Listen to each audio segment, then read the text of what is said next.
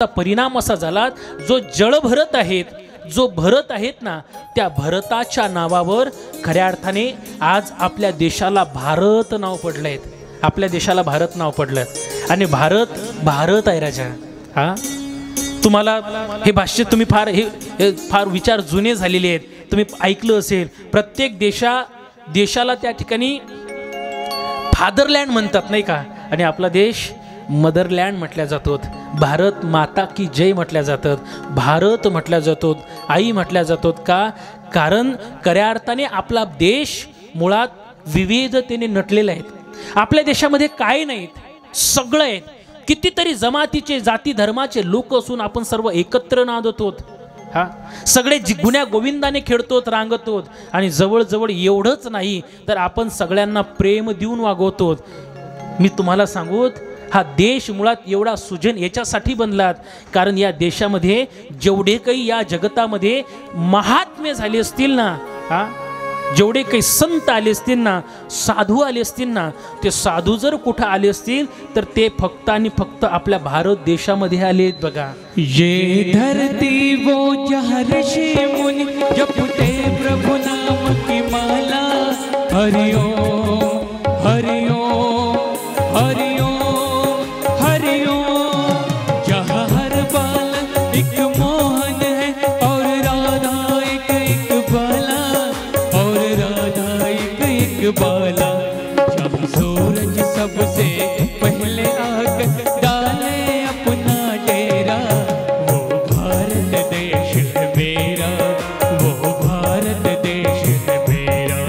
जहाँ डाल डाल पर सोने की चिड़िया करती है बसेरा, वो भारत देश है मेरा, वो भारत देश है मेरा.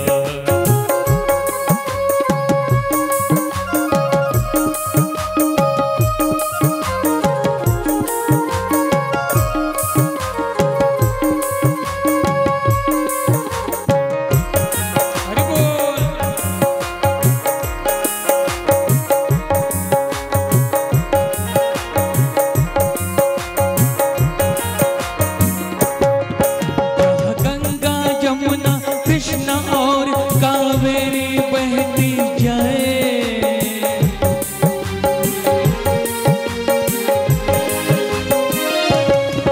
जहाँ उत्तर दक्षिण पूरब पश्चिम को अमृत पिलवाए, ये अमृत पिलवाए.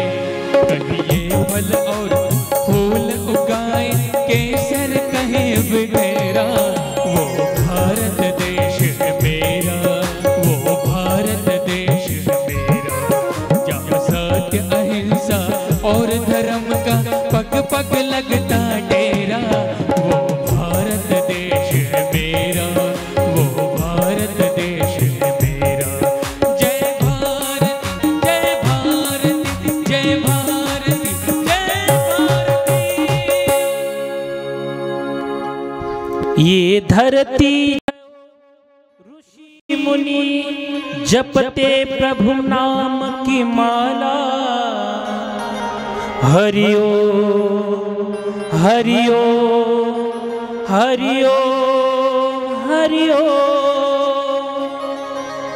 जहाँ हर बालक मोहन है, राधा हर एक बाला,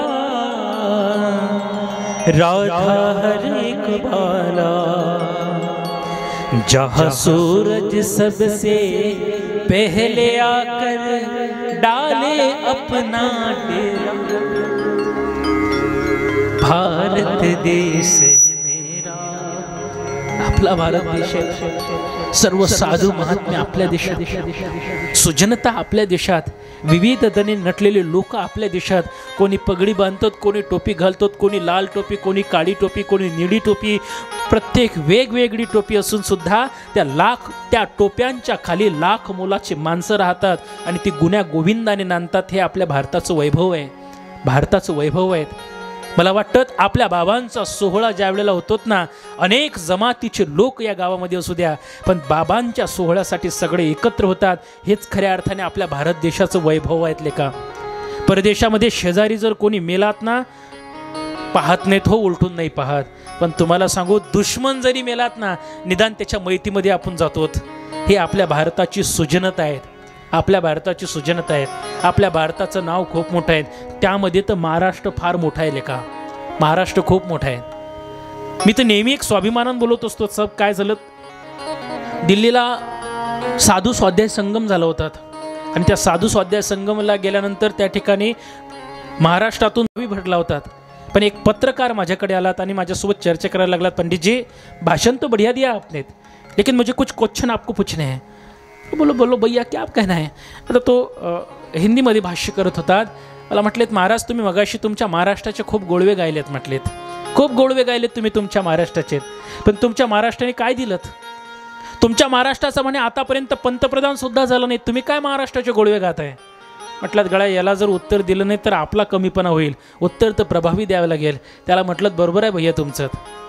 तुम्ही बोललात तुमच्या महाराष्ट्राने काय दिलं, तुमच्या महाराष्ट्राचा आणखी पंतप्रधान झाला नाही, हे तुमच्या दृष्टीने खेदाची गोष्ट नक्कीच असेल. पण तुम्हाला सांगूत, आमच्या महाराष्ट्राचा पंतप्रधान झाला नाही याचा आम्हाला अजिबात खेद नाही आणि पुढेही नसणार. का? कारण आमचा महाराष्ट्र आधीच संत प्रधान आहे. आम्हाला पंतप्रधानाची काय गरज आहे?